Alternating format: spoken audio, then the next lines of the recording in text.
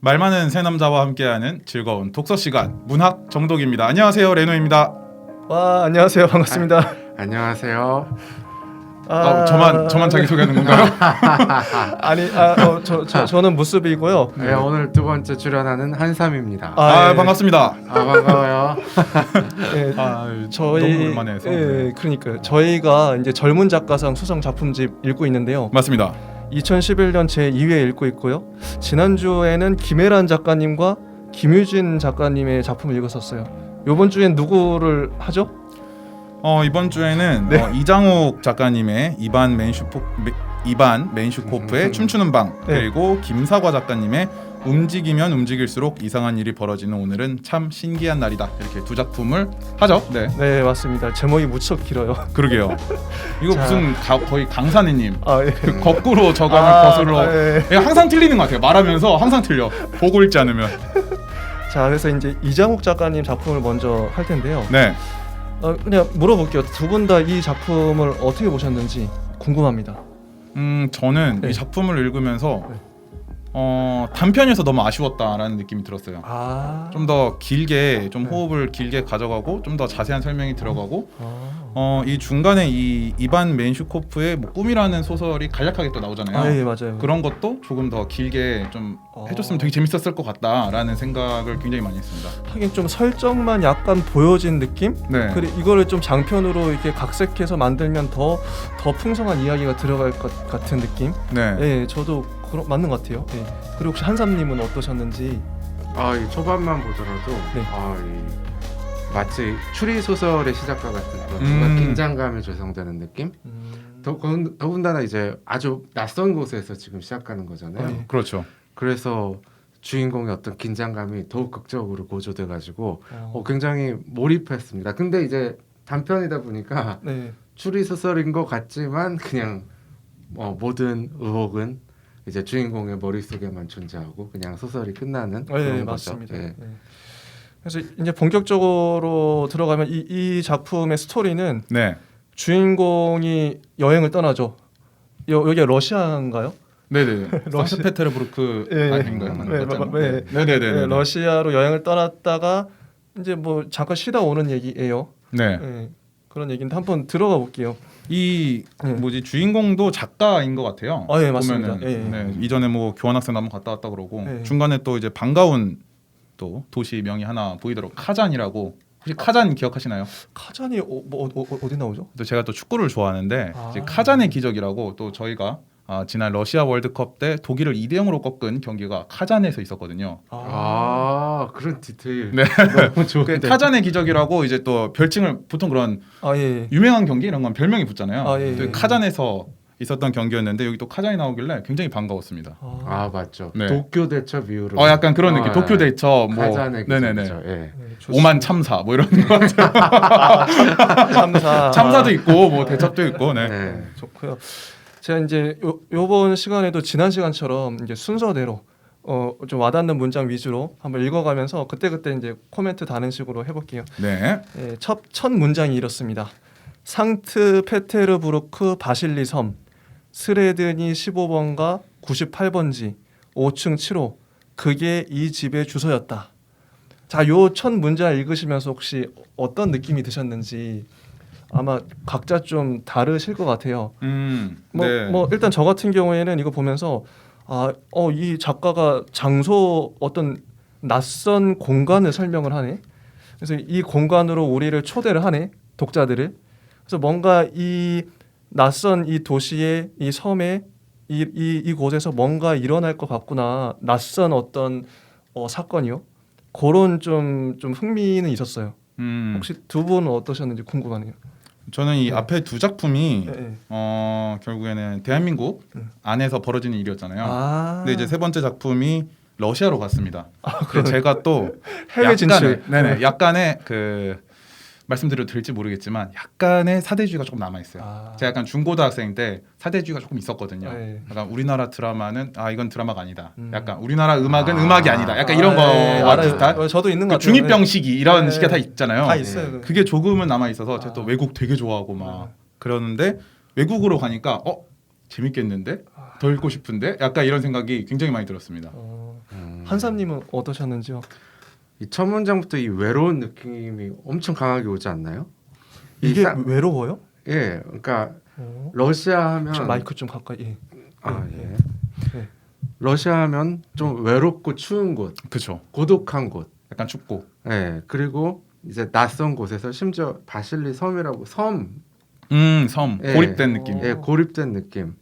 그래서 저는 이 주인공이 뭔가 이제 그 주변을 떠나서 홀로 고립되고 싶어하는 어떤 성향을 가지고 있고 거기서 이제 어떤 인간의 고독과 외로움을 얘기하는 그런 소설이 나오려나 좀 그런 생각이 들었어요. 이거 들으면서 감동이다. 저는 지난주에도 감동을 많이 했었는데 이번 주에도 확실히 셋이하면 이런 게 좋은 것 같아요. 저는 전혀 별 생각 없이 그냥 외국이네. 이게 끝이었어. 솔직히 감상이 전부였어요. 뭐 저도 똑같습니다. 그냥 외국 좋은데 약간 그런 느낌이었고 우리 둘은 이 정도인데 함사님 해석은 고독감이 느껴지지 않나요?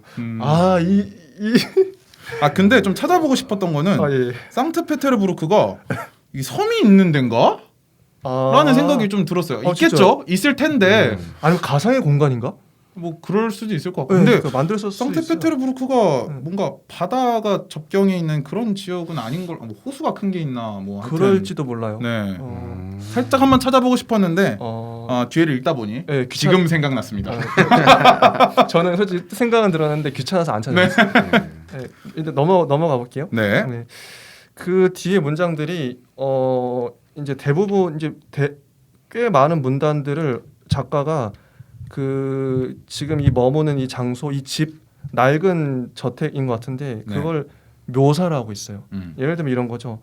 어둑침침하고 키키한 냄새가 나는 계단, 19세기식 공동주택, 그리고 무거운 논 열쇠들로 3개의 열쇠 구멍을 맞춰야 열리는 현관문, 그리고 낡고 침침한 빛이 꿈틀거리는 그런 느낌, 층계참에 길고 좁다란 부엌, 좁은 복도, 뭐 노란 빛을 내는 전등 이런 식으로 그 공간 묘사를 해요. 네. 요 문단을 보시면서 혹시 어떤 느낌이 드셨는지 궁금합니다. 저 같은 경우에는 우선은 저는 이런 거 별로 안 좋아해요. 왜냐하면 제가 인테리어에는 관심이 있긴 한데 뭐 카페 가는 거 제가 좋아하거든요. 되게 인테리어 신기하다, 예쁘다. 근데 보는 건 좋아하는데 그거를 일일이 이제 이런 식으로 묘사하는 문장 있잖아요. 네. 싫어합니다.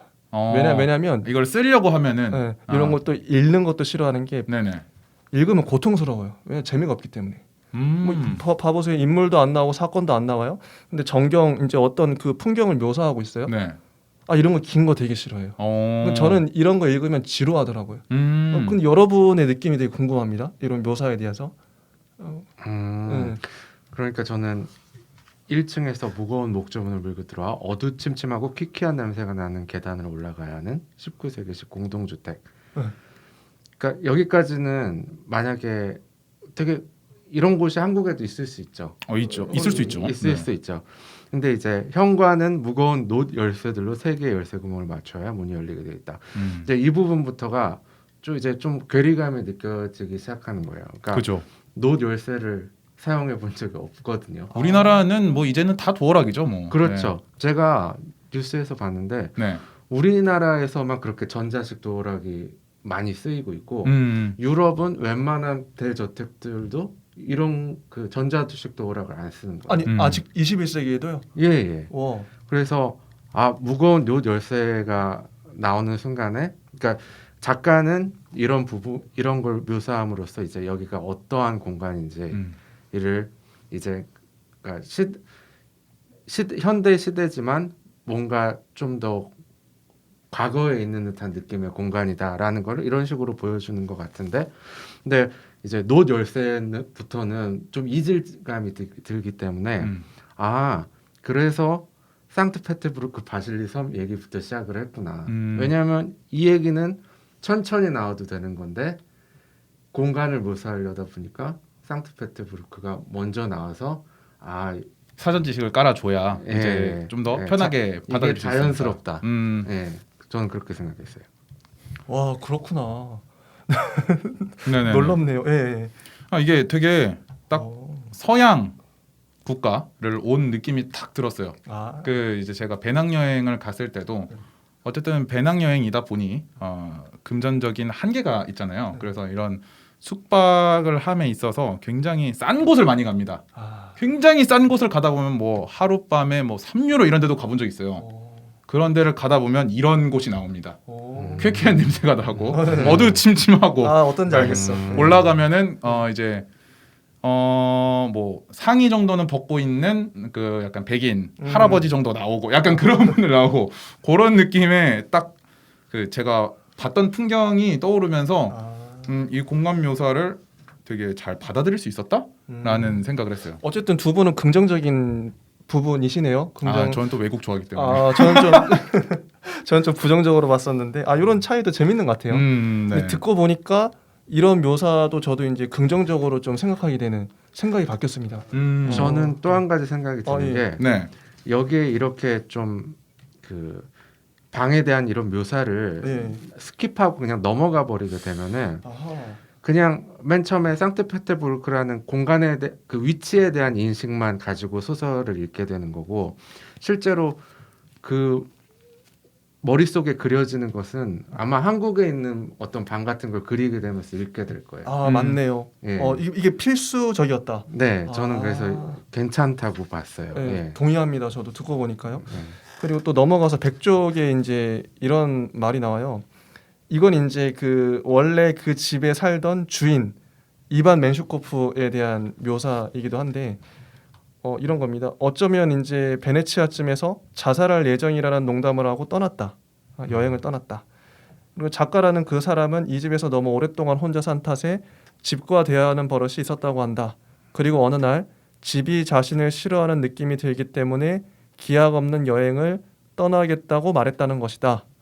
그러면서 여기 놀러 간 이 분은 나는 서양식 농담을 좋아하지 않는다. 이런 코멘트를 달아요. 네. 이런 거에 대해서 이제 이반 멘슈코프라는 사람의 이제 언급이 잠깐 나왔어요. 뒤에도 막 나오지만 네.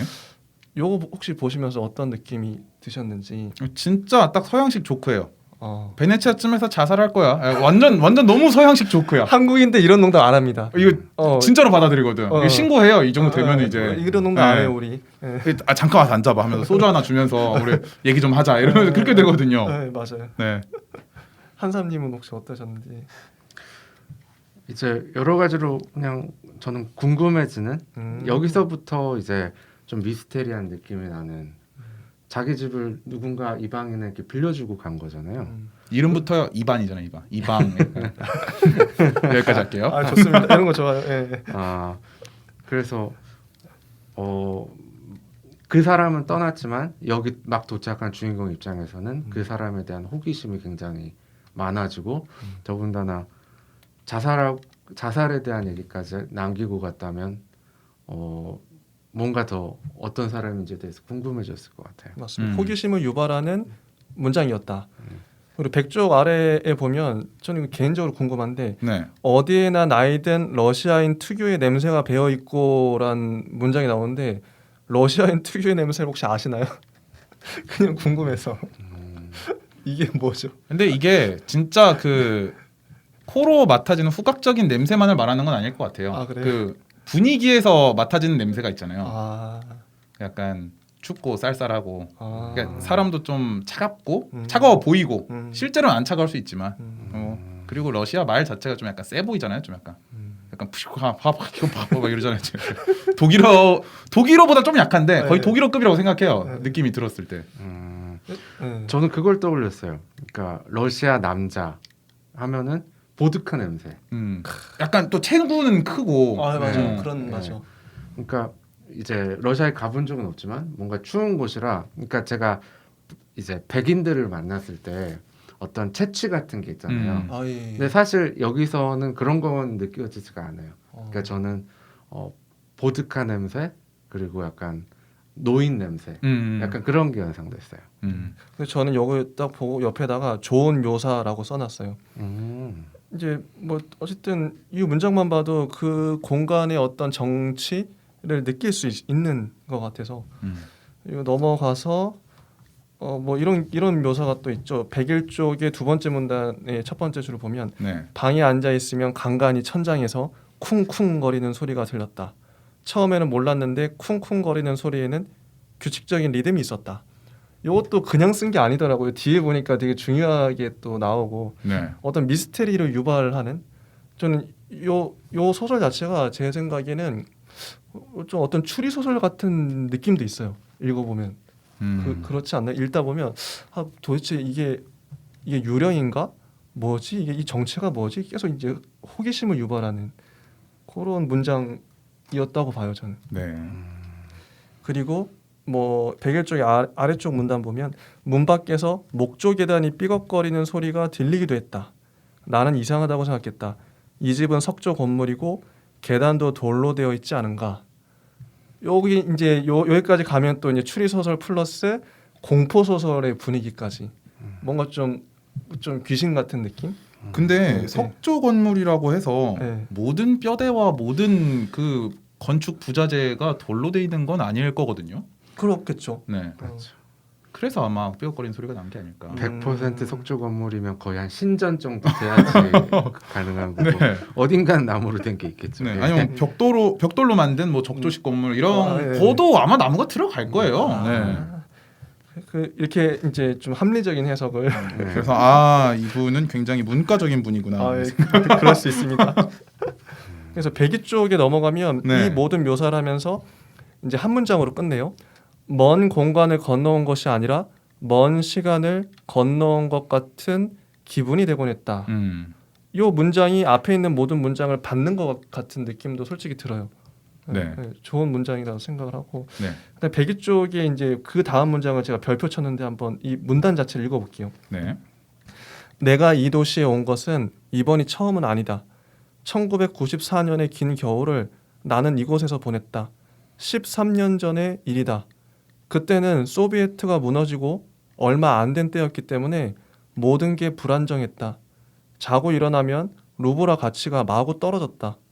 담뱃값이 몇 주 만에 배로 뛰곤 했다. 헌책방에 가면 50권이 넘는 레닌 전집을 헐값에 살 수 있었다. 외제 승용차들이 빠르게 늘어났고 지하철역과 성당 앞의 거린들도 하루가 다르게 늘어났다. 구체제의 정적인 분위기에서 살던 사람들은 어리둥절한 표정이었다. 이건 뭐지? 왜 자꾸 불안해지는 거지? 사람들은 왜 싫어지는 거야? 그런데 오늘은 매우 바쁘군. 그렇게 중얼거리면서 불안을 생산함으로써 움직이는 것이 자본주의라는 것을 사람들은 천천히 깨달아가고 있었다. 제가 여기 이 문장에 별표를 친 이유는 이게 되게 중요하다고 생각을 했었어요. 일단 한번 이 문단에 대해서 한번 여러분의 생각을 들어보고 싶어요. 이제 소비에트 어쨌든 러시아가 원래 이제 그런 뭐 사회주의라고 할까요? 그런 쪽이었다가 이제 자본주의를 받아들이게 된 것 같아요. 네. 요 맥락을 보면. 그렇죠. 네. 그러면서 이 자본주의에 대한 그 자본주의를 받아들인 사람들의 그 어리둥절한 그 모습들. 사회 체제가 바뀌면서 네. 그런 왜 혼란들. 왜 자꾸 불안해지는 것이? 지금 우리가 느끼는 거랑 똑같아요. 왜 자꾸 불안하지? 왜 사람들이 싫어지지? 오늘은 매우 바쁘군. 그래서 불안을 생산함으로써 움직이는 것이 자본주의다. 이런 걸 천천히 사람들이 깨달아가고 있었다. 저 이 문장이 너무 좋았었어요. 지금 그러니까 단지 러시아 얘기를 하고 있지만 지금 한국 사회 자본주의를 공유하고 있는 모든 사회에 공통적으로 통용이 될 수 있는 적용될 수 있는 보편적인 문장이다. 혹시 여러분은 어떠셨는지 궁금합니다. 사실 이제 90년대 이전의 러시아 사람들, 소련 사람들은 자본주의에 대해서 굉장히 부정적인 인식을 가지고 있었어요. 당연하죠. 예. 네. 그리고 이제 레닌이나 스탈린 동상들도 세워져 있고 굉장히 그런 걸 신봉하면서 살던 사람들인데 이제 90년대 초에 그 소비에트 연방 해체한 다음에 엄청난 혼란을 겪었다고 알려져 있어요. 네네네. 그래서 되게 이 주인공은 되게 그런 시점에 러시아를 경험을 했기 때문에 이제 그런 광경을 다 본 거죠. 제가 예전에 봤던 영화가 굿바이 레닌이라는 영화가 있었어요. 네. 이게 되게 이 장면을 좀 떠올리게 하는 게 있는데 할머니가 식물인간 혼수 상태였다가 이제 한 10년이 넘게 이렇게 그런 상태로 있으시다가 깨어났어요. 근데 그 사이에 소비에트 연방이 해체한 거예요. 그래서 그 손자들이 할머니가 혹시 이거 깨어나서 이걸 보고 충격을 받으실까봐 그럴 수 있다. 네. 그래서 원래 스탈린 왜 북한에서 김일성이나 네. 이런 사람들 그 액자 달아놓고 한 것처럼 집에 원래 그런 액자가 없는데 다시 구해와가지고 레닌, 스탈린 이런 액자를 다 걸어놓고 그 다음에 동상들도 이제 모형으로 자기네들이 이제 할머니 산책 시켜줄 때 막 세워놓고 그래요. 재밌네요. 네, 충격받지 말라고. 네. 그러니까 그런 충격이 있었던 거죠. 겪은 사람들은. 네. 레노님은 이 문단을 보면서 어떤 생각이 드셨는지. 사실 저는 네. 소련이 아마 제가 태어나기 전에 붕괴가 됐을 거예요. 그래서 잘 몰랐습니다. 뭐 TV나 아니면 교과서 이런 데에서만 조금 봤던 게 다인데 그리고 사실 소련 얘기를 많이 하지도 않잖아요. 약간의 금기시되는 그런 게 있잖아요. 그래서 잘 모르는데 이런 분위기였겠구나 정도였었어요. 그렇게 막 크게 다가오거나 그러지는 않았습니다. 제가 또 별표를 친 이유가요. 네. 이 묘사도 물론 당시의 상황을 압축적으로 이제 묘사해서 좋지만 궁극적으로 그러니까 작가가 뭐 어떤 소설을 쓸 때 독자들한테 전달하고 싶은 메시지가 누구나 있을 것 같아요.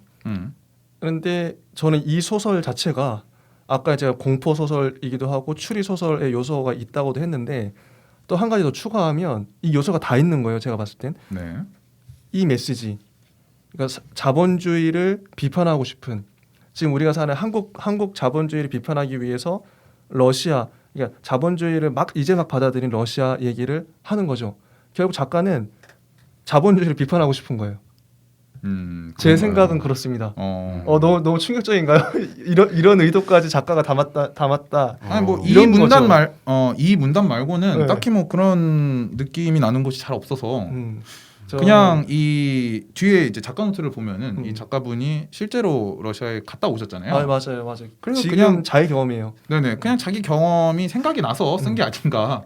그래서 어쨌든 저는 저의 의견은 네네네. 자본주의 비판을 하고 싶었다. 이런 거 하나 있습니다. 네네네. 일단 넘어가죠. 네. 뭐 뒤에 또 나오니까. 자, 뭐 그런 얘기는 하고요. 그다음에 자기 예전에 여기 한 번 왔었다. 두 번째 이제 방문한 거다. 그리고 103쪽부터는 이런 얘기가 나오죠. 이곳에 자리를 잡은 후 나는 오후 늦게 거리로 나가곤 했다 하면서 목적 없이 거리를 헤매다가 돌아오는 길에는 슈퍼마켓에 들러 먹을거리들을 샀다. 주로 낯선 향료가 든 샐러드, 말보로 라이트, 둥근 일본 쌀과 한국 컵라면, 스탄다르트 보드카 등속이었다.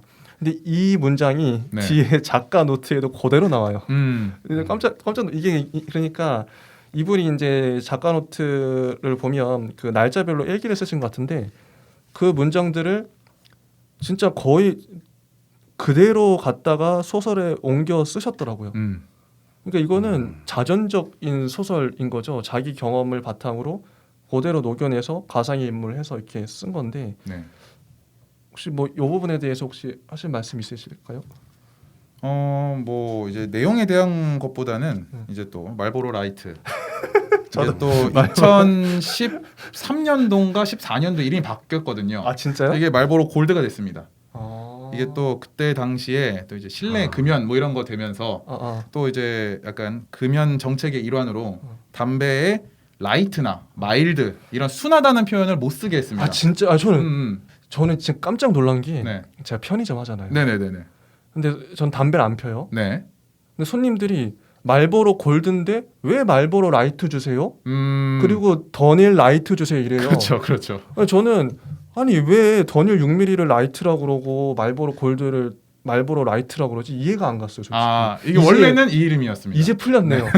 와 이런 역사적 배경이 뭐 팔리아멘트 라이트라든가 아니면 마일드 세븐 아 진짜 마일 세븐이 메비우스로 바뀌었거든요. 아 저도 때때로 담배를 피는데 네. 바뀌었다는 걸 모르고 있어요. 저는 아예 알 수가 없지 이런 이게 거를. 그때쯤에 바뀌었거든요. 아 14년도, 13년도. 아. 그러니까 이게 2011년이기 때문에 말보로 아. 라이트라고 된 거다. 그래서 그렇구나. 지금 읽으시는 분들은 이 말보로 라이트를 음. 말보로 골드로 생각해 주시면 됩니다. 아 너무 깨알 같은 이런 야. 지식 너무 좋아요. 일단 넘어가 볼게요. 그리고 이 네. 스탄다르트 보드카 먹어봤거든요. 아 이거 이 실제 있어요? 실제 있는 겁니다. 있죠. 굉장히 유명한 겁니다. 약간 아. 우리나라에 참이슬이 있는 것처럼 러시아에는 보드카 하면은 스탄다르트. 와. 이게 또 등급이 있습니다. 뭐 약간 플래티넘, 뭐 골드, 뭐 이렇게 있는데 이게 우리나라로 들어오면 굉장히 비싼데 그 러시아 공항이나 이런 면세점에서 굉장히 쌉니다. 아. 그래서 러시아 여행 갔다 오시면은 스탄다르트 선물용으로 굉장히 좋습니다. 좋은 정보였고요. 근데 맛이 괜찮아요, 이거. 그거 말고도 네. 되게 약간 사실적인 게 네. 여기 그 다음 문장 보면 집으로 돌아오면 간단한 저녁과 함께 술을 마셨다. 스탄다르트 서너 잔이면 금방 추위가 돌았다. 설거지를 하고 화면에 나오지 않는 이제 소파에 몸을 묻고 스틸록스를 삼키고 스틸록스도 실제 존재하는 수면제거든요. 네. 그래서 제가 볼 때는 작가분이 진짜 다 경험을 한 것 같아요. 맞아요. 작가는 어떻게 또 나오니까요. 예. 실제 네. 경험한 거를 좀 소설가 이게 어디까지 허구고 어디까지가 사실인지 좀 애매하기도 해요. 솔직히 예. 다 섞어놨기 때문에 예. 그런 부분이 좋았어요. 그리고 저는 이제 원래 소설가가 되고 싶은 나름의 이제 좀 야망이 꿈이 있는데 네. 소설가들은 어떻게 소설을 쓰는가 이런 게 되게 궁금해 항상. 음. 근데 자기가 이제 쓴 여행 가서 쓴 일기를 바탕으로 이 소설이 어쨌든 나온 거잖아요. 그렇죠. 아 이렇게 소설을 쓸 수도 있구나. 그거 하나 아이디어 얻었습니다. 그럼 좋았고요. 일단 넘어가 볼게요. 네. 그리고 백사 쪽에 보면 이런 문단이 첫 번째 문단이 나오죠. 방이 움직이고 있다는 것을 알게 된 것은 닷새째부터였다. 이제 뭐 물건의 위치가 막 바뀌어요. 바뀌고 근데 이게 요 부분부터 보면은 이게 진짜 추리 소설 같은 느낌이 들죠. 네. 불면증인가 백야에는 흔한 병이다. 안드레이라는 친구가 이제 수면제 얘기하면서 백야 때문에 그런가 이제 이런 단서를 주기도 해요. 그리고 안드레이 얘기가 본격적으로 나옵니다. 스시집의 매니저라는 직업은 내가 아는 가난한 신학생 안드레이의 인생과는 거리가 멀었다. 그러면서 안드레이 얘기를 하면 105쪽에 보면 안드레이는 카잔 출신의 무신론자이자 신학 전공의 대학 원생으로 나의 기숙사 룸메이트였다. 중세의 신학자 디오니시우스 아레오파기타가 논문 주제라고 했지만 스피노자를 더 많이 읽고 있었다. 핀란드 졸부를 따라 국경을 넘어간 아름다운 여자를 사랑한 적이 있으며 부모는 카잔 근처에 살고 있었지만 몇 해 전 마른 풀이 바스라지듯 차례로 세상을 떠났다. 106쪽에 넘어가면 또 안드레이는 햇빛이 날 때와 술을 마실 때를 제외하고는 거의 입을 열지 않았다. 햇빛이 나는 날은 드물었지만 술은 거의 매일 마셨다. 그래서 낮에 안드레이는 식물처럼 조용했고 밤에 안드레이는 그렇지 않았다. 값싼 보드카를 마시고 많은 말을 했다. 그리고 저는 이 다음 문단이 또 안드레이를 묘사하는 핵심적인 문단이라고 생각하는데요. 이바부터 한번 요거를 좀 실감나게 그 레노님이 읽어주시죠. 이 다음 문단이요. 네. 이봐. 세계를 똑바로 볼 수 있는 것은 누구인가? 과학자인가? 시인인가? 혁명가인가? 홀로 기도하는 사람은 어떤가? 그는 아름다운가 무책임한가? 인간을 신뢰하지 않는다는 것이야말로 신앙의 비밀스러운 의의라는 것을 알고 있나? 구원이란 인간의 자유의지가 완전하고 궁극적으로 부정되는 순간을 의미한다는 걸 알고 있나? 꽃은 그렇게 피어난다.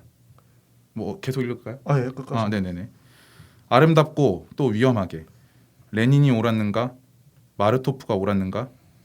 로자 룩셈부르크가 옳았는가? 베른슈타인이 옳았는가? 죽은 자들은 다 어디로 갔는가? 지리노프스키는 멍청이이며 자본주의는 혐오스럽다.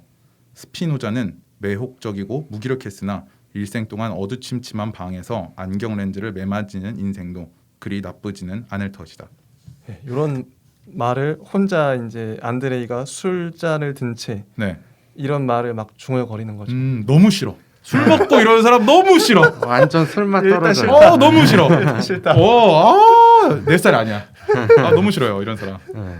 그래서 이 안드레이에 대한 묘사를 보면서 혹시 안드레이는 어떤 사람인가 이제 이런 생각을 각자 하셨을 것 같은데요. 되게 술주정이 심한 사람이구나. 너무 싫다. 이런 생각 굉장히 많이 했어요. 또 무슨 신학 신학생이었어요. 신학생이었다고 네. 신학도라고 네. 하는데 이 정도로 술을 먹고 술주정을 할 정도로 네. 됐으면은 굉장히 타락한 신학도가 아닌가. 음. 네. 이 정도면은 신학을 공부하면서 뭔가 그 신학 안에서 그런 악마를 만난 게 아닌가.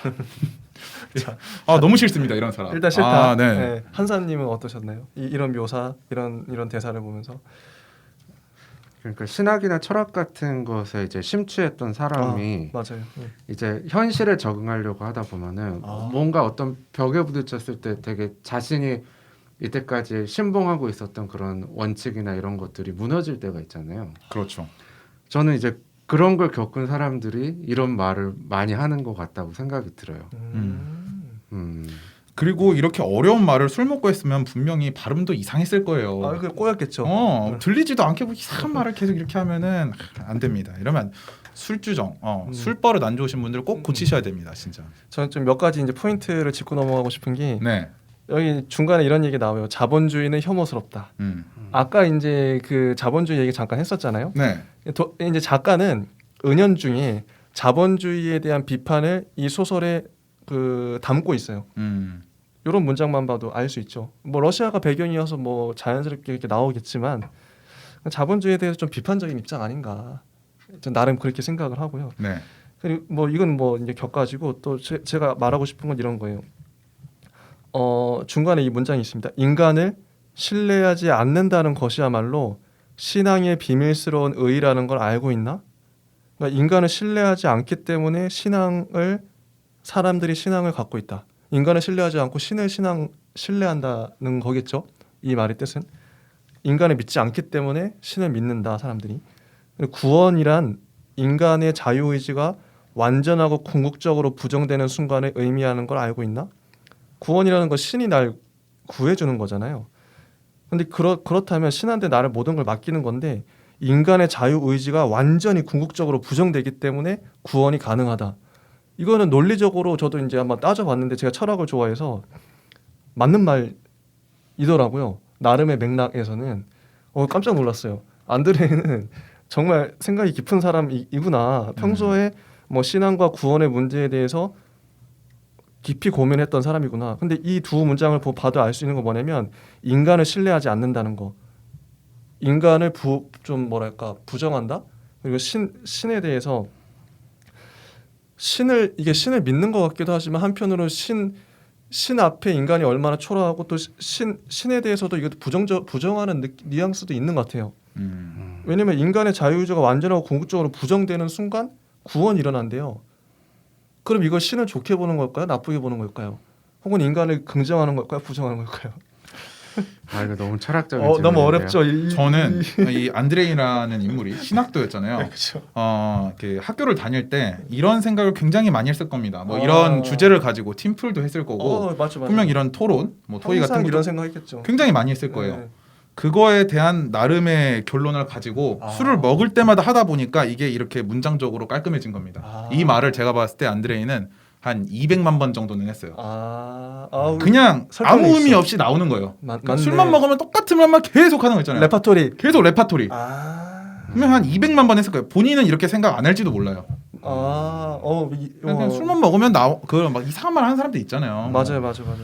술만 먹으면 뭐 저번에 뭐 만났던 애가 뭐 어쨌느니 맨날 내가 뭐 예전에 어딜 갔는데 똑같은 말 계속하는 그런 느낌이 아닐까. 정말 와닿았어요. 맞아요. 저는 약간 이 안드레이라는 인물이 네. 마치 그 작가들이 좋아하는 그러니까 1800년대 러시아의 그 대문호 도스토옙스키 있잖아요. 네, 있죠. 이제 그런 류의 소설을 지향하는 작가들이 많죠. 네, 뭐 너무 엄청난 작품을 써냈으니까. 그렇죠.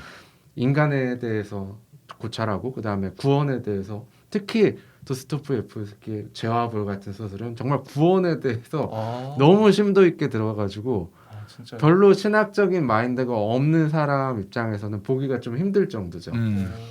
근데 그것을 다시 그 현대인으로 재탄생시켜서 만든 캐릭터 같아요. 네. 그래서 약간 그런 느낌이 들었고 그다음에 그 러시아가 이전에는 소비에트 연방이었고 사회주의, 극단적인 사회주의가 계속 지배하던 사회였잖아요. 그렇죠. 근데 극단적인 사회주의는 종교를 받아들일 여지가 없어요. 그러니까 러시아가 뭐 그 사이에 종교인에 대해서 박해는 안 했을지언정 그 사회 분위기 자체가 어떤 신학이 설 자리가 없는 사회였을 거예요. 네. 더군다나 90년대에 그런 그 자본주의 개방과 같은 대혼란까지 겪었을 때 이제 이 신학도들은 뭐 설 자리가 그렇게 또 여전히 많아지지 않았을 거고 또 새로운 현실에 적응해야 되는 과정 중에서 신학도들의 고통은 엄청났을 거예요. 왜냐하면 이전에는 그 사회주의의 빈곤함에 대한 고통이 지배하던 사회에서 네. 또 자본주의의 혹독함에 또 인간들이 고통을 겪는데 신학은 아무것도 또 발휘할 여지가 없는 해줄 수 있는 게 없으니까. 네. 그러니까 계속 이런 신학도들은 한탄만 하게 되는 그런 시기가 아니었을까 싶어요. 맞습니다. 여기 뒤에 그 작가가 쓴 작가 노트를 보면 네. 도스토옙스키 얘기가 잠깐 나오긴 해요. 라스콜리니코프가 원래 제아벌 주인공인데 네. 라스콜리니코프가 도끼를 들고 문 밖에 서 있을 것 같은 그런 느낌이다. 자기 숙소 앞에 그런 얘기도 나오는 거 보면 확실히 이 작가 이장욱 작가님은 그런 러시아 소설에 심취해 있는 분 같고 그런 맥락에서 이런 이제 안드레이라는 캐릭터가 나오게 됐다. 그렇게 좀 이해가 되네요. 넘어가서 네. 안드레이가 일하는 스시집 야키도리아는 스몰레이 사원 근처에 있었다. 스몰레이는 19세기에는 소녀들을 위한 여학교이자 수도원이었고 혁명기에는 소비에트 혁명가들의 작전 본부로 사용되었다. 근데 그랬던 곳이 지금 안드레이가 일하는 스시집 야키도리아가 돼버립니다. 이런 역사적 맥락 이것도 되게 좀 재밌었어요. 네, 나름 잘 표현했다고 생각하고요. 저는 이 문장에서 네. 이 야키도리야 혹시 야키도리가 뭔지 아십니까? 몰라요? 야키도리가 그 야끼가 굽다라는 뜻이고요. 진짜? 도리가 새입니다. 그래서 이 야키도리가 닭꼬치라는 뜻으로 많이 쓰이거든요. 약간. 근데 스시집 이름이 닭꼬치다. 이거 굉장히 어울리지 않는다. 중요한 지적이에요. 근데 이제 중요한 지적. 외국이니까 러시아니까 일본어 잘 모르니까 일본어처럼 이제 보이는 굉장히 일본스러운 이름을 지었을 텐데 그래서 아마 이게 일본어를 만약에 조금 하는 사람이 음식점을 하는 거라면 이건 스시집이 아니라 아마 종합 일본 음식점 이런 느낌이 아닐까. 지금 이장호 작가님 뜨끔하는 거 아니죠? 지금 내가 나 몰랐는데 야키도리가 닭꼬치거든요. 네. 네. 아주 좋은 정보 감사하고요.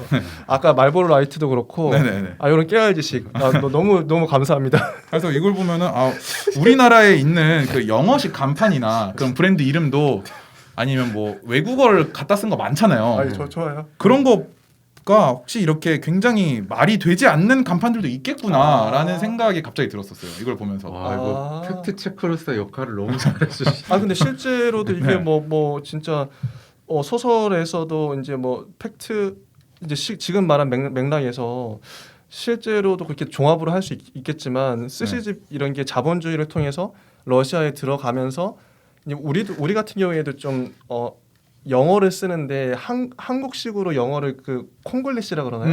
많이 하죠. 그런 식으로 제 상상으로는 러시아인들이 일본어를 잘 모르니까 대충 이렇게 조합해서 일본어처럼 보이는 거. 네. 네. 그랬을 수도 있겠다. 어설픈 자본주의가 아직 처음이니까 어설픈 거죠 다. 설마 이장우 작가님 이것까지 다 노리신 겁니까? 천재인데.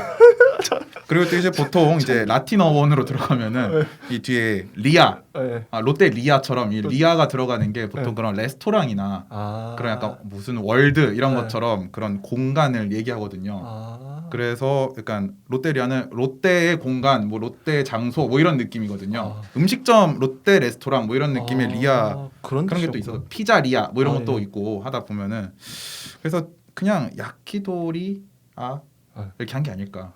좋습니다. 네. 정보 너무 감사하고요. 굉장히 어색했어요. 예. 보다가 약간 툭 끊겼었어요. 스시집 야키도리. 뭐지? 살짝 툭 끊겼었어요. 네. 다음 넘어가면 그래서 안드레와 나는 야키도리아를 나와 맥주를 마시러 갔다. 이 맥주를 보면은 분명히 닭꼬치를 팔 것이다. 여기는 스시집이 였다가 바뀐 곳이거나 스시가 메인이 아닐 것 같다라는 생각했습니다. 아무튼 그래서 맥주를 마셨고요. 굉장히 당황하신 것 같은데. 아니. 넘어가서 108쪽을 보겠습니다. 네. 그래서 이 안드레이와 얘기하다 안드레이가 공포 소설을 쓴다고 얘기를 해요. 네. 하지만 어쨌든 지금은 호러를 쓴다. 아직 베스트셀러를 내진 못해서 뭐 이런 얘기도 하고요. 그리고 안드레이가 주인공한테 이렇게 묻죠. 공포 소설과 신학은 잘 어울린다고 생각하지 않나? 요 질문 재밌어요. 요거 다음에 또 요거 한번 읽어볼게요. 우연히 바로크 풍의 단편을 하나 쓰게 된 이후 갖게 된 개인적 스타일이 공포물이었다는 것이다. 호러는 매력적인 장르지 인간에게 관심을 가질 때조차도 호러의 초점은 인간이 아니라 인간을 움직이는 보이지 않는 힘에 있다. 그래서 호러의 영혼은 비관적이다. 인간이 언제나 어떤 보이지 않는 힘에 휘둘리는 존재로 묘사되니까. 하지만 바로 이 공포를 대면하지 않으면 인간은 진정한 자신과 만날 수 없다. 안드레이가 이런 또 철학적인 또 신학적인 얘기를 해요. 이 부분은 어떻게 생각하세요? 저 되게 중요한 문장이라고 생각했었어요. 왜냐하면 일단 제 얘기 먼저 하면 작가들이 소설에 등장하는 인물을 통해서 자기 얘기를 하는 경우가 많잖아요. 자기의 기존의 철학이라든지 세계관. 네. 저는 안드레이의 입을 빌어서 이장욱 작가님이 자기 얘기를 하고 있다고 생각했어요. 아까 뭐 신학, 뭐 구원, 신앙에 대한 얘기도 그렇고요. 이건 작가 자신이 하고 싶은 말을 독자한테 그냥 던져 놓은 것 같아요. 제 생각에는. 그래서 이분은 어떻게 보셨나요? 전 되게 좀 통찰이 돋보인다. 공포 소설과 신학이 잘 어울린다고 생각하지 않나? 이거 이런 생각 한 번도 해본 적 없는데 어울릴 수도 있겠네. 왜냐면 둘 다 공포 소설은 어떤 여기 묘사된 대로 매력적인 장르인데 인간을 움직이는 보이지 않는 힘, 이게 호러의 초점이래요. 호러의 핵심인 거죠. 인간을 움직이는 보이지 않는 힘. 호러의 영혼은 비관적이다. 인간이 언제나 어떤 보이지 않는 힘에 휘둘리는 존재로 묘사되니까. 바로 이 공포를 대면하지 않으면 인간은 진정한 자신과 만날 수 없다. 이게 이장욱 작가님의 어떤 세계관이고 어떤 소설관이라고 생각을 해요. 네. 혹시 어떻게 생각하세요? 이게 좀 되게 난해했어요. 난해. 근데 이제 신학과 호러의 만남은, 그러니까 저는 신학도 어떤 관계가 있었고, 옛날 십자군 전쟁, 마녀사냥 이런 거 보면 그런 부분이 있었고, 관계가 있죠. 또 공포 소설도 장르가 뭐 귀신이 나오는 공포 소설도 있고, 아니면 뭐 텍사스 전기톱 살인마 이런 게 등장하는 공포 소설도 있잖아요. 네. 근데 이제 여기서는 그냥 공포 소설이라고 뭉뚱그려 서 있어서 구체적으로 어떤 뭔가를 예상하긴 어렵더라고요. 근데 이제 보통 공포를 대면하지 않으면 인간은 진정한 자신과 만날 수 없다. 이건 그러니까 저는 이렇게 해석했어요. 그러니까 공포를 대면했을 때 인간이 자신의 어떤 무력감, 나약함을 깨닫고 신을 찾잖아요. 네. 그래서 나약한 아무것도 아닌 내 자신을 공포를 대면했을 때 깨닫는다. 약간 이런 표현인가? 저는 그렇게 생각을 했어요. 자, 이제 좀 궁금하네요. 네. 어떻게 해석하실지. 저는 그냥 되게 어려웠어요. 네. 그래서 그냥 읽고 넘어갔습니다. 뭔 말인지 모르겠더라고요. 끝이에요? 네네. 이게 기대했는데 이게 무슨 말인지 잘 이해가 안 되더라고요. 정직하시네요. 네네네. 근데 여기 약간 정리된 말이 예. 신성과 악마성이 잘 어울리는 한 쌍이듯이라고 돼 있잖아요. 네, 네. 나오죠. 저는 그러니까 이게 그 얘기인 줄 알았어요. 네. 어떤 신성의 광기, 공포 소설의 광기가 어울린다. 저는 그런 식으로 해석을 했거든요. 신성을 광기에 덧붙여서 해석할 수 있구나. 그 훈련소 가면은 네. 실로암 할 때 보면은 광기가 느껴지지 않았나요? 맞아요. 그거는 진짜 광기거든요. 그거는. 실로. 뭐 캄캄한 밤에 그거 광기거든요. 그 진짜. 다 같이 이렇게 부르는 그렇게 볼 수 있겠구나. 거기서는 진짜 약간 신을 믿는다기보다는 광기입니다. 그거는. 울분과 그런 게 다 터져 나오고. 네, 아직 안 가보신 분들은 모르겠지만 가보시면은 뼈저리게 느낄 수 있을 거예요. 그리고 훈련병들, 네 자기도 모르게 내가 하고 있는 모습을 발견할 수 있을 겁니다. 네. 좋습니다. 전 또 광기의 맥락이라기보다는 어쨌든 신이든 악마든 초월적인 존재예요. 영적인 존재고 그런 맥락에서 공포 소설과 신학 그래 인간을 넘어선 어떤 존재들을 말하고 있지. 그게 악마든 뭐 신이든 그 절대적인 존재, 인간이 함부로 어떻게 범접할 수 없는 압도적인 그런 존재에 대해서 그래서 서로 통하지 않나? 극과 극은 통한다 그러잖아요. 어떻게 보면 선의 극에는 신이 있고 악의 극에는 악마가 있는 거죠. 그리고 공포 소설이 있는 거죠. 그래서 서로 통하지 않나? 요 정도 저는 생각했었어요 원래. 뭐 답은 없겠지만 일단 넘어가 볼게요. 근데 여기서 이제 백구 쪽에 보면 중간에 이런 얘기 나와요. 자신도 실은 여기 자신은 이제 안드레이죠. 안드레이도 실은 그 친구 때문에 공포 소설을 쓰게 된 거라고 안드레이가 덧붙여요. 이반 니콜라예비치 맨슈코프가 그의 이름이었다. 여기에 이제 처음 나오죠 이 소설에서. 네. 이 이반 맨슈코프. 꿈이라는 제목의 소설을 이반 맨슈코프가 씁니다. 110쪽에 보면 이반 맨슈코프는 하면서 이게 나오는데 요 문단을 한번 저기 한삼님께서 한번 읽어주시. 쪽수가 다르죠? 네, 쪽수가 달라서 어딜까? 요거 이반 맨슈코프. 이반 맨슈코프는 1990년대 이전에는 전위적인 반체제 작가였다고 한다. 몇 권의 지하 출판물 탓에 국가기관에 속해 있는 보수적인 평론가들은 그를 요주의 인물로 지목했다. 하지만 그의 소설들이 너무 난해했기 때문에 체제 비판적이라는 것을 증명하기 쉽지 않았다는 웃지 못할 얘기가 전해져 온다. 덕분에 이반 맨슈코프는 자신의 작업을 끈질기게 밀고 나갈 수 있었다. 그래서 하지만 1990년대 이후 자본주의의 물결이 러시아를 휩쓸기 시작하자 모든 것이 바뀌었다.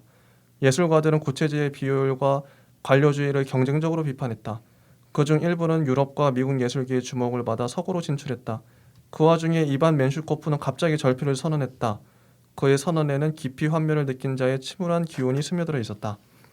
그 다음에 아래쪽에 보면 아래 문단에 이반 맨슈코프가 대중적인 공포소설을 쓰기 시작한 것은 그로부터 10여 년이 지나 21세기에 접어들었을 무렵이었다.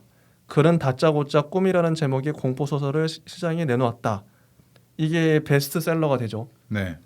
그러니까 이 사람도 좀 원래 반체제적인 작가였다가 자본주의가 이제 물결이 러시아를 휩쓸면서 대중적인 공포 소설을 썼는데 또 자본주의 안에서 성공을 거둬요. 네. 그런 이력을 갖고 있는 작가인데 일단 이 소설의 내용을 한번 간략하게 정리를 하면 그 잠을 잘 때마다 다른 사람들의 꿈속에 들어가게 되는 어떤 소녀가 나와요. 네. 예. 근데 누군가를 깊이 생각하면 어김없이 그의 꿈속에 들어가게 되는 거죠. 이 소녀는. 네. 근데 그 소녀는 그래서 누군가를 깊이 생각하지 않기로 해요. 네. 그게 너무 고통스럽기 때문에. 근데 우연히 만난 어떤 남자를 사랑하게 되고 그 남자를 깊이 생각하게 되죠. 그렇죠. 그래서 남자의 꿈속에 계속 들어갈 수밖에 없어요. 네. 근데 남자의 꿈은 기이하고 괴로웠다. 너무 힘들었다. 그럼에도 불구하고 여자는 계속 그 꿈속에 들어가다가 어느 날 남자를 꿈속에서 죽입니다. 네. 이런 내용이에요. 이런 내용인데 이게 날개 돋친 듯 팔려 나갔죠. 근데 그러면 이제 우리가 한번 좀 얘기해 보고 싶은 게 이반 맨슈코프라는 사람과 이 소설에 대해서 그 인생과 이 글에 대해서 한번 좀 얘기를 다들 어떠셨어요? 이 꿈이라는 소설의 마지막은 또 약간 뭐 스포 때문에 얘기를 안 하신 건가요? 이 마지막이 반전인 거잖아요. 마지막 얘기해 주세요. 네. 네네. 꿈속에서 죽였는데 그 남자가 실제로 꿈에서 깨어나도 죽어 있었던 겁니다. 맞아요. 네. 이게 그래서 이 여자애가 소녀가 결국엔 아무도 사랑할 수 없게 되고 맞아요. 굉장히 비관적으로 굉장히 슬프게 끝나죠. 맞습니다. 이게 흥행했던 포인트는 여기 밝히기를 대부분의 독자들이 소설 속 어딘가에서 자기 자신을 보았다는 소감을 인터넷에 올렸다. 인터넷도 자본주의적이에요. 소수의 독자들만이 그것이 자신인지 아니면 자신이 증오하는 누군가인지 확신할 수 없다는 느낌을 피력했다. 이런 식인데요.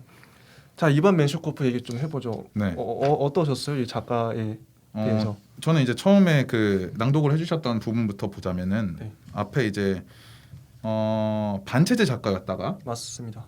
이게 자본주의가 들어오면서 절필을 했고 그 다음에 다시 또 공포 소설 꿈이라는 공포 소설을 썼고 그거는 대중적으로 히트를 했고 이렇게 나오잖아요. 네.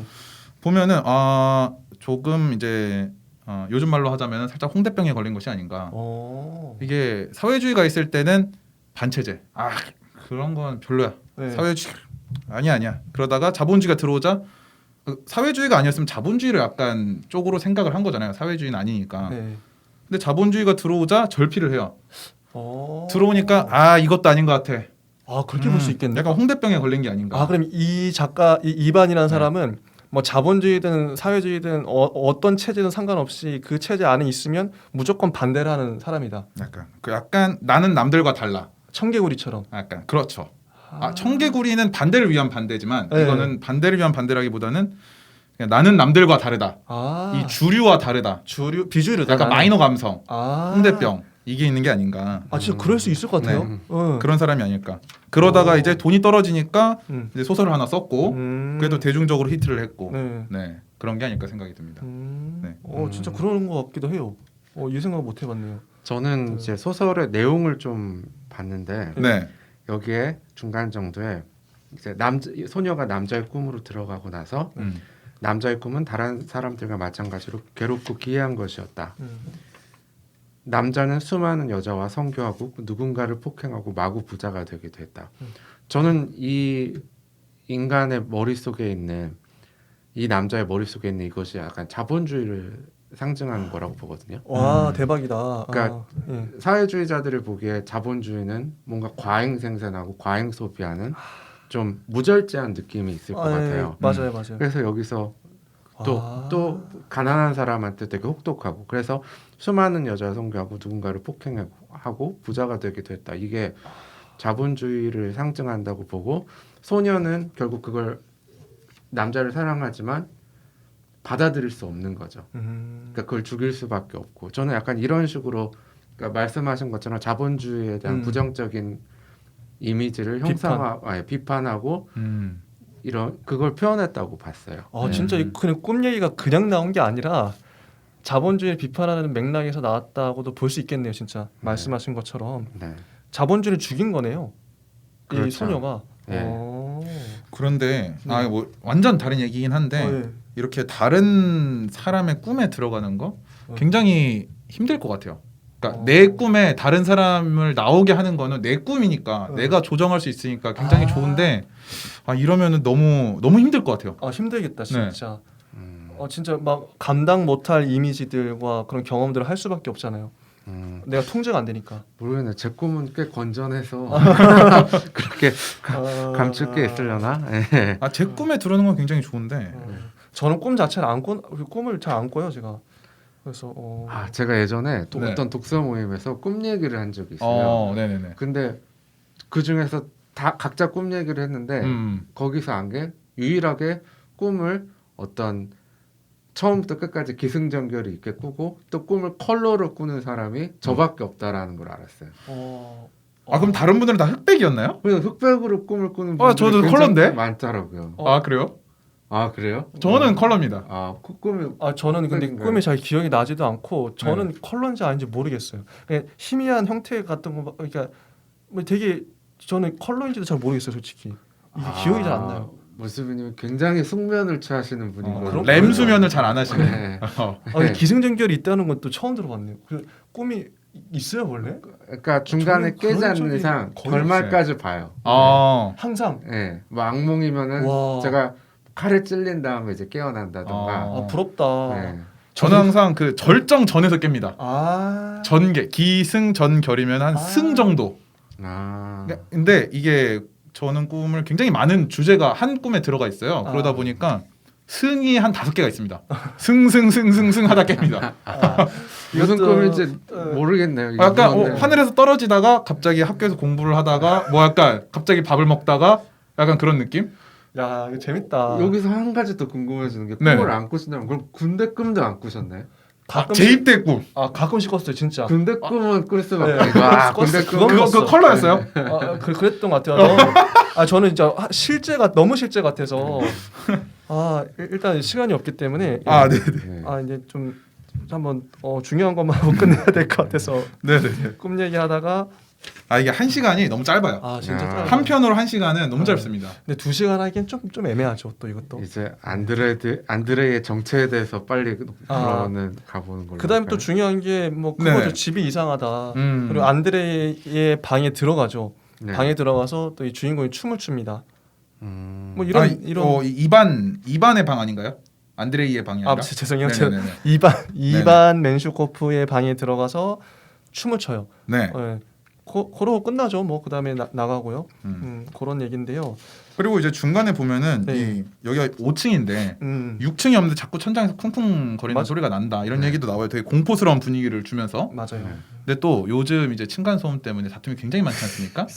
근데 이게 위에서 들리는 소리가 아랫집에서 나오는 소리가 위로 타고 올라가 들리는 경우가 굉장히 많습니다.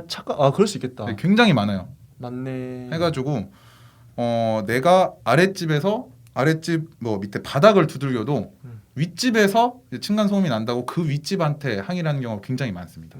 아, 네. 맞습니다. 이게 벽을 타고 올라가는 구조이기 때문에 음. 여기까지 하겠습니다. 충분히 설득력 있어요.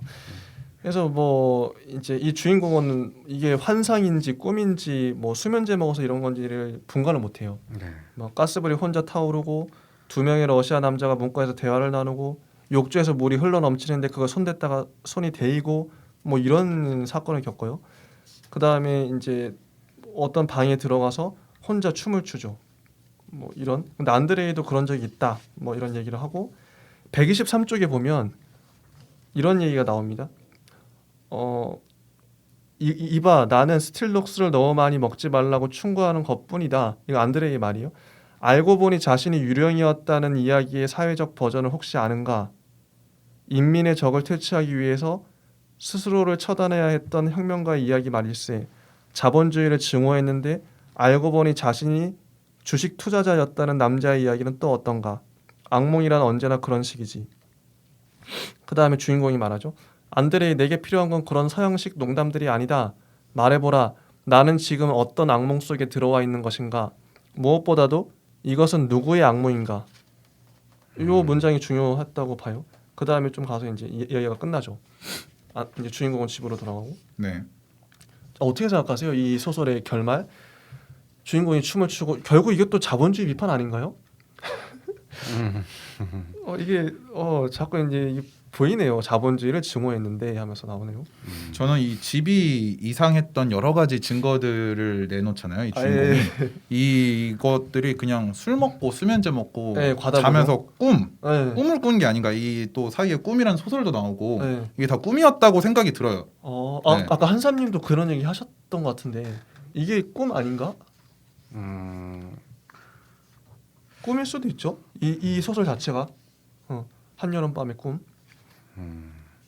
저는 그냥 그것보다도 네. 여기서 약간 계속 의심스러운 상황들, 집에 네. 물건이 움직이고 또 뭐 그 다음에 안드레이가 그러니까 주인공이 이반 맨슈코프의 집에 살기 전에 안드레이도 살았었잖아요. 네. 맞아요.